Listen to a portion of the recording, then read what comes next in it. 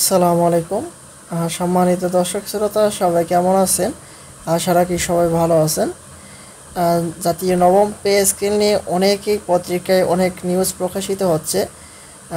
অনেকে আন্দোলন করতেছে নবম জাতীয় পে স্কেল নিয়ে। এখানে নবম জাতীয় পে স্কেল কেমন হওয়া চাই এ প্রসঙ্গে একটি প্রস্তাবিত খসড়া প্রকাশিত করা হয়েছে। এখানে বিস্তারিত কি বলা হয়েছে এবং কবে প্রজ্ঞাপন জারি করা হবে নবম পে স্কেল সর্বশেষ সকল কিছু আজকে আপনাদের মাঝে জানিয়ে দেওয়ার চেষ্টা করব।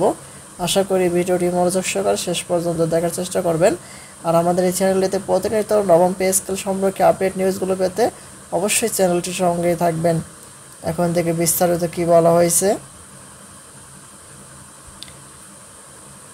দেখতে পাচ্ছি। বলা হয়েছে যে বাংলাদেশ সরকারের 11 থেকে 20তম গ্রেডের কর্মচারী একটাই চাওয়া, সেটা হলো নবম পে স্কেল ঘোষণার মাধ্যমে বেতন বৈষম্য দূর করা। বিষয়টি নিয়ে দীর্ঘদিনের আন্দোলন সংগ্রাম আলোচনা পর্যালোচনার পর কিছুটা আশার আলো দেখা দিয়েছে।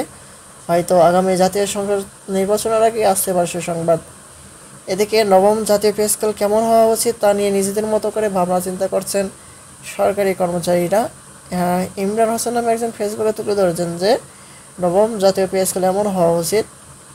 তার পোস্টটি হুবহু তুলে ধরা হলো। বেতন গ্রেড হতে হবে 12টি, বেতনের অনুপাত হবে 1:5। যেমন প্রথম শ্রেণী গ্রেড 1 হচ্ছে 1,01,000, গ্রেড 2 থেকে 3 গ্রেড হচ্ছে 86,000, গ্রেড 3 4 থেকে 5 গ্রেড 76,000, গ্রেড 4 পূর্বের 6-7 গ্রেড 66,000। এখানে মতামত প্রকাশিত করা হয়েছে যে যার মতো।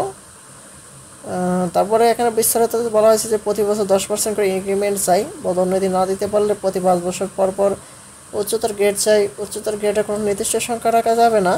উচ্চতর গ্রেড পেলে কমপক্ষে 20% বেতন বৃদ্ধি করতে হবে।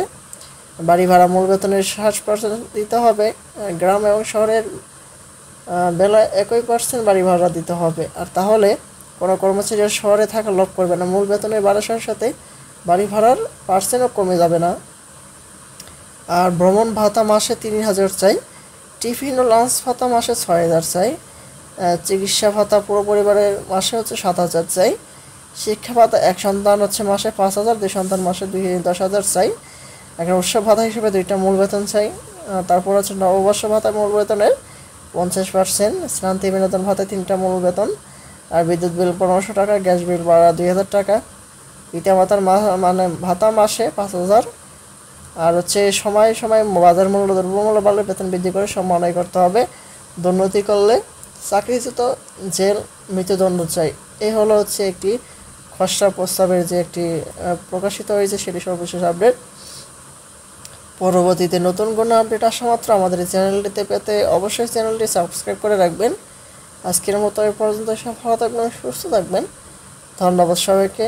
আসসালামু আলাইকুম।